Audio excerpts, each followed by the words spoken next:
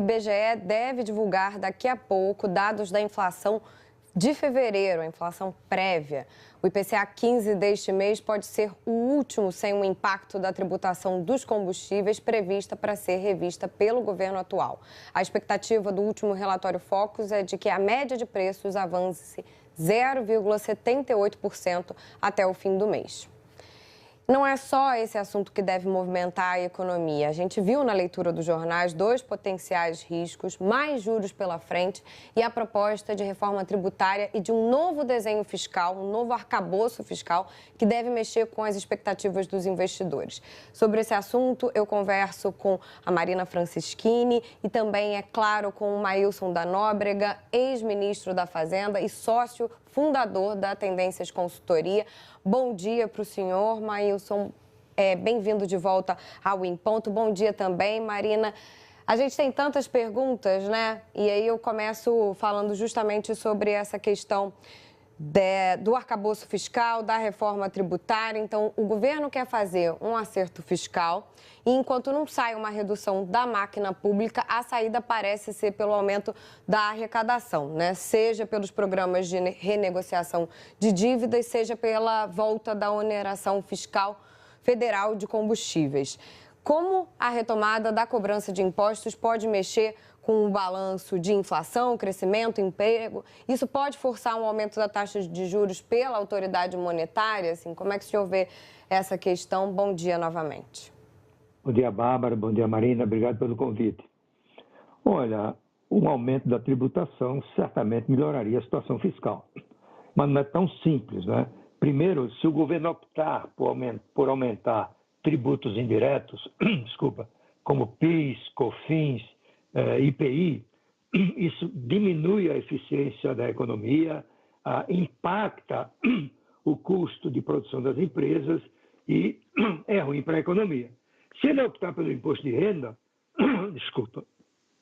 ele tem que cobrar o dobro, porque metade da arrecadação de imposto de renda é transferida diretamente para estados, municípios e fundos regionais de desenvolvimento. Não é uma situação tão simples, não é?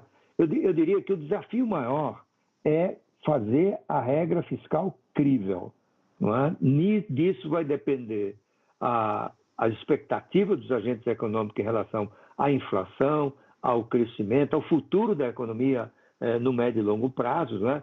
E esse é um desafio que está nas mãos do ministro da Economia, Fernando Haddad, e não será simples.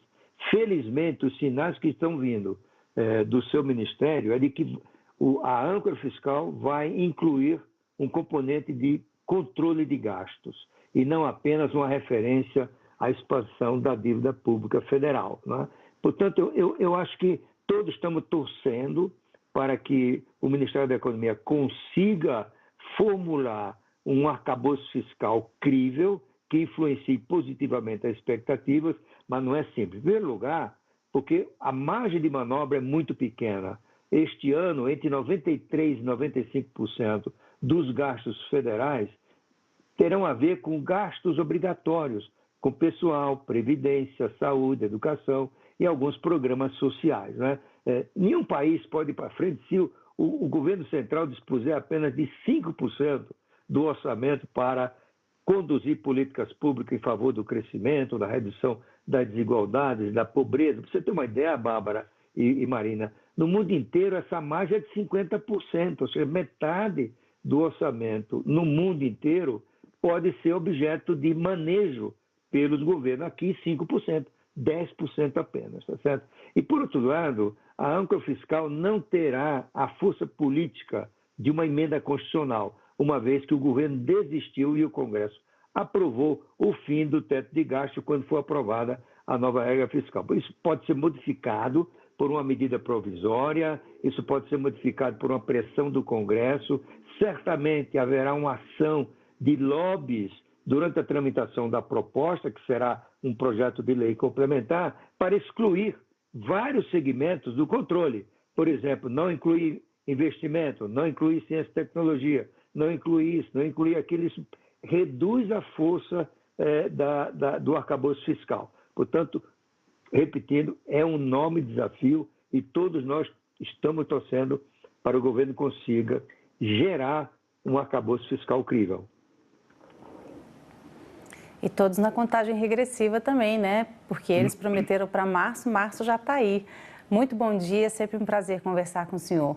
Eu queria saber em relação à inflação, porque quando o senhor chefiou o Ministério da Fazenda, tinha essa questão, esse grande desafio também, né? De uma inflação persistente.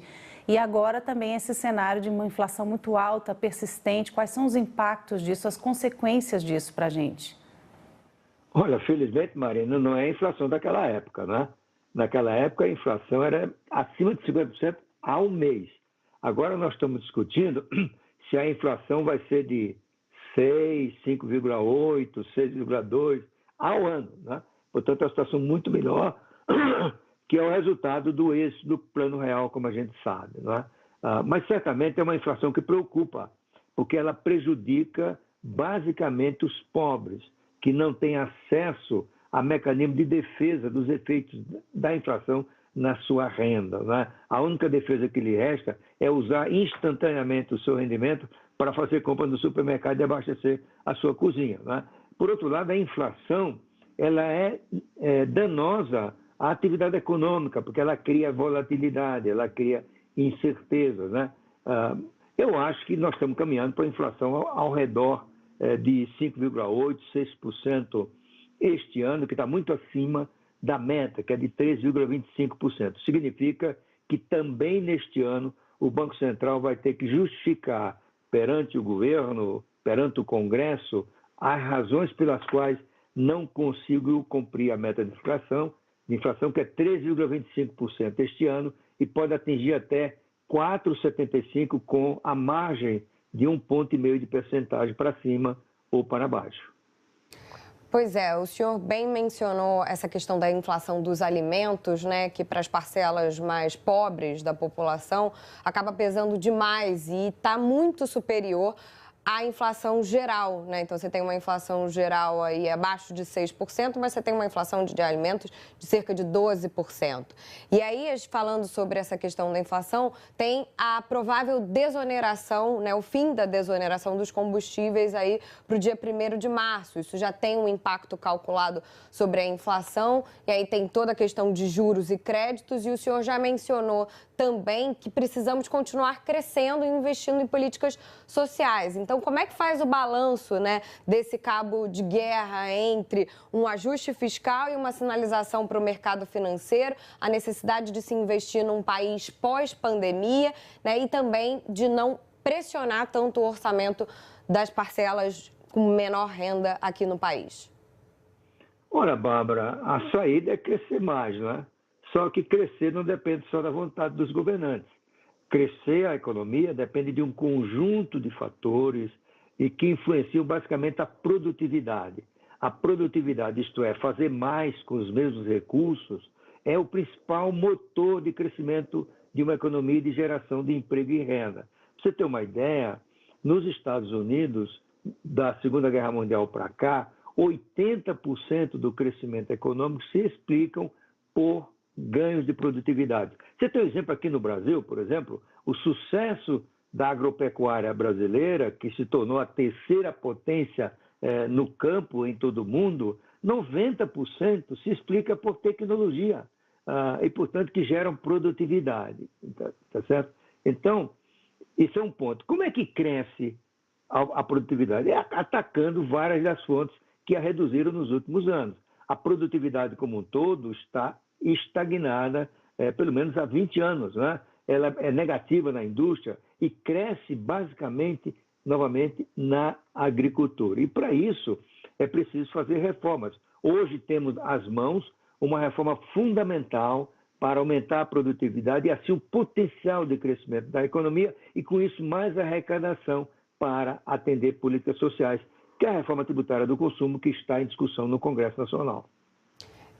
Essa é uma pauta extremamente importante que a gente vai seguir super de olho aqui. Agradeço demais ao senhor pela participação aqui no Em Ponto, pela entrevista, e estamos todos torcendo por isso, por um arcabouço fiscal crível e que também promova crescimento para o país e redução da desigualdade, sobretudo. Obrigada. Um abraço.